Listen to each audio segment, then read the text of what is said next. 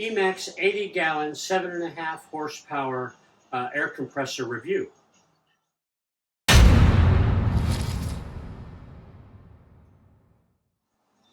Now that I have my air compressor up and running, everything's connected, it's bolted in place, all the airlines, everything's going, and I've actually been using it. I thought I would give it an introductory review. Now, ideally you give reviews 6 months, a year after you've had something and you've been using it a while, but I thought I'd give just a cursory overview of this compressor and what people should expect when they receive it. All right, my compressor is a vertical, as you can see, it's a vertical upright 80-gallon tank. It has the 7.5 horsepower single-phase motor. It has a 2-stage compressor with the silencer on it. That's why you don't see any filters here. These piping will go around, and I'll bring in the camera and I'll kind of do a 360 around the unit to show you everything. But it's got all the basics, right? It's got all the basics, on-off switch. It's got the oil pressure. And it also came with something interesting. I wasn't going to use this, but after speaking with an Emax representative, I think this is going to be a wonderful feature. It came with it. At the bottom, it's got the drain valve for the water that's collected inside the tank.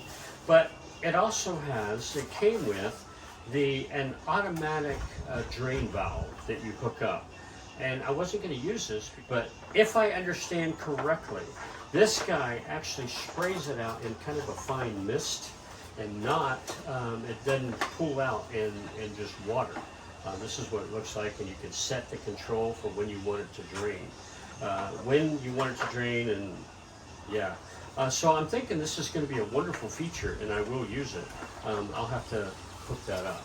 But meanwhile, without further ado, let me just kind of walk you around and show you the unit and what you might expect. But this is a system that you're looking at. Okay, right now I have it turned off for a reason, because I want to turn it on and let people listen to the noise level. But I'm going to walk around it first just to show you. You've got your electrical box. This is where your power comes in. And it says, you know, right here on the front, you're going to connect to 1L1 and 3L2, and of course your ground. But this is what you're going to connect to. You've got your on-off switch, your pressure that you can set it to for your automatic switch, your automatic starter. And let's see, you've got your drain valve when it's time to replace the oil. And this guy's a little bit different. It's got a small filter. It's got a small twist-on filter that I guess you need to replace. Oil pressure for the inside the pump itself. Let's see, what else? You've got, instead of normally on these 2-stage compressors, you'd have a filter box right here. Well, in this case, you don't. It pipes it down, both of them. It pipes it down and around to silent air. A silent air box on the back of it. Proudly made in the USA, by the way. But it pipes it in, and there are filters. The filters that are normally on the front of the unit are in this unit, along with other filters down below. So when this sucker cranks on, which I will do that momentarily, it definitely is much quieter. But here's the system.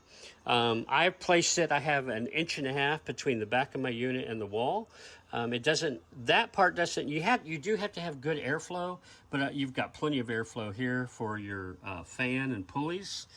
So it comes with the ball joint right here. A lot of air compressors that I purchased didn't have that. You had to get your own ball joints. So that was a nice feature. Let's see. Wiring. If you've watched one of my previous videos, you got to have number 6. For a 7.5 compressor, you've got to have number 6 wire. You have to have a 50 amp fuse. So that's what I put one in here. I decided to route mine around with these wires so that it's kind of consistent with what's going on. And then I just kind of wrap it up and go down through here. These clamps were not meant to hold the wire snug and tight. Only just to hold them up out of the way, keep them out of the way nice and clean. That was my choice of running my wire.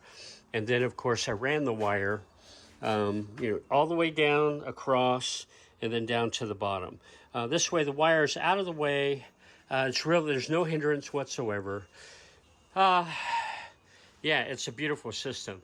The 7.5 horsepower motor, it actually looks like a turbofan on a jet. It's pretty cool. All right, so now you've got, of course, here you've got your oil gauge for level. It comes with burn-in oil, and you can. I think it's 30 days or 50 hours, whichever comes first. You use that oil to burn it in, and then you replace it. And they suggest that to keep warranty, they suggest a very specific oil, which is that right there. It's a very specific oil for the system. And I've already got it in place, ready to replace when my 30 days or 50 hours. I'm in my personal shop. I won't use this 50 hours and 30 days, but it's a beautiful system. It's an absolute beautiful system. Okay, so now I'm standing right beside it. I'm going to turn it on and let you hear how loud or the decibel level that it actually is. Okay, so I'm talking. I've not raised my voice at all. And yeah, the crank up, it wasn't startling. It wasn't like all of my compressors in the past have been very distracting, very make you jump if you're focused. This is wonderfully quiet. And yeah, I mean, I'm talking and I can hear myself. So it's absolutely beautiful. If you're looking for an air compressor, I would strongly or highly suggest that you do look at Emax. They're made in the USA, which is a wonderful plus.